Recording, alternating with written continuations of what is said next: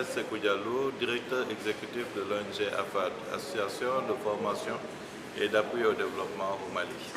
Alors, vous venez donc de terminer une formation de 6 jours ici à Abidjan qui porte sur la mobilisation des ressources et la durabilité organisationnelle. Qu'est-ce que vous retenez de cette formation-là?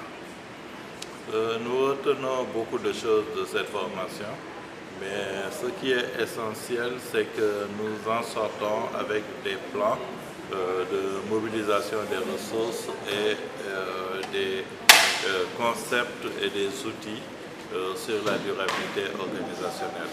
Vous savez que nous vivons un contexte assez difficile, notamment les pays du Sahel, où nous vivons des crises multidimensionnelles. Ces crises-là se répercutent sur la gouvernance des pays et beaucoup de partenaires sont appelés à se retirer. Donc le retrait de ces partenaires rend très éphémère la vie des ONG qui dépendent, on peut le dire, des ressources des partenaires techniques et financiers. Mais à partir de cette formation, ça nous aide à nous recadrer pour avoir une meilleure résilience par rapport aux chocs que nous vivons.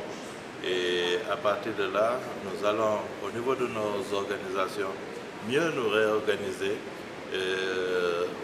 développer de nouvelles stratégies pour pouvoir mobiliser des ressources conséquentes et répondre aux besoins des communautés qui nous font confiance. Alors, au cours de cette formation, il y a eu beaucoup de discussions sur la mobilisation des ressources internes, sur le plan local. Et bon, il semble que les ONG ont tendance à ne penser qu'à l'international. Est-ce que vous, à l'issue de cette formation, vous êtes disposé à oser aller mobiliser auprès des milliardaires de votre pays, des secteurs privés? C'est une question très sensible. C'est une réflexion qu'on menait au niveau du Mali depuis un moment. Déjà, la loi interdit à certaines structures de faire des profits. Donc, mais après de larges discussions avec les autorités, nous avons convenu que l'ONG peut mener des activités qui génèrent des revenus, mais ces revenus doivent être réinjectés dans les programmes, mais ne pas être partagés comme des profils. Seules les entreprises doivent avoir des profils. Donc maintenant, l'aspect, aller mobiliser au niveau des milliardaires ou bien du secteur privé, c'est une bonne expérience que nous avons appris avec les autres. Nous allons essayer de l'expérimenter en nous disant aussi qu'il y a des dangers parce que souvent nous avons une identité et nous ne voulons pas que cette identité-là soit entachée par rapport à des hommes politiques, par rapport à des gens par exemple qui font le blanchiment d'argent ou bien qui utilisent l'argent du terrorisme. Tous ces aspects-là doivent être maîtrisés avant d'aller prendre l'argent d'un privé. Alors, votre pays a eu un changement de régime. Est-ce que cela impacte votre fonctionnement en tant qu'ONG? Ça impacte négativement. Pourquoi? Moi, je vous dis que en 2023, j'ai perdu au moins 25 emplois salariés, des personnels on a été obligé d'arrêter le projet. Même tout de suite, je venais de recevoir un message où on me disait qu'un partenaire nous dit d'arrêter carrément. Donc il se retire du Mali. Tout ça, c'est à cause de la gouvernance actuelle et les partenaires sont en train de céder. Donc nous sommes en train de perdre énormément de partenaires. Peut-être qu'ils vont revenir quand les autorités vont leur donner les assurances de revenir, mais sinon tout le monde est en train d'observer.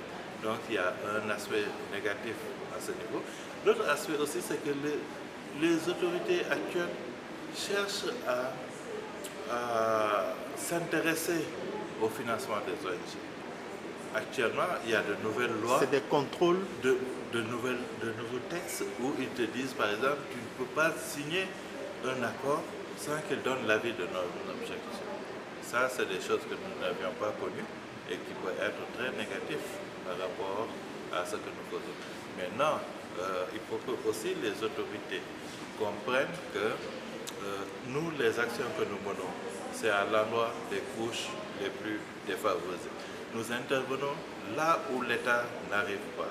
Si on nous rend la vie difficile à nous, c'est non seulement des pertes d'emploi, c'est la population qui va en souffrir, c'est amener la population à souffrir davantage et au bout du compte, on ne le souhaite pas, c'est des réactions négatives qui peuvent en découler.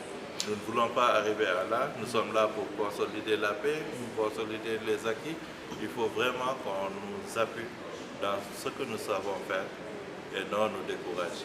Peut-être que quelque part aussi, vous aussi en tant qu'ONG, vous pouvez aussi les comprendre, non? Puisque le contexte est assez particulier, peut-être qu'il peut y avoir de l'argent, comme vous l'avez dit précédemment, qui sert à financer le terrorisme ou bien de la drogue. Non, là je ne peux pas trop le comprendre. Je pouvais comprendre au début les mots de souveraineté, les appels à la souveraineté. Je suis panafricaniste, j'ai beaucoup adhéré au premier message qui voulait que vraiment qu'on nous laisse notre souveraineté et qu'à partir de là, maintenant, je crois que le discours doit changer. Tout le monde est d'accord avec nous que nous avons repris notre souveraineté en main. Maintenant, il faut avoir un autre discours conciliant qui va demander aux gens venez, mais avec nos conditions. Ne venez pas piller nos ressources, ne venez pas nous exiger tel ou tel aspect, mais venez avec telle ou telle condition. Mais jusqu'ici, on n'entend pas ce discours, on entend toujours le discours vente à guerre. C'est vrai que nos partenaires extérieurs aussi ne sont pas faciles. Il faudrait vraiment que les gens se mettent balle à terre pour comprendre que c'est la vie des communautés qui en dépend. D'accord, c'est cool, je vous remercie beaucoup. C'est moi et qui bon vous retour remercie. au Mali.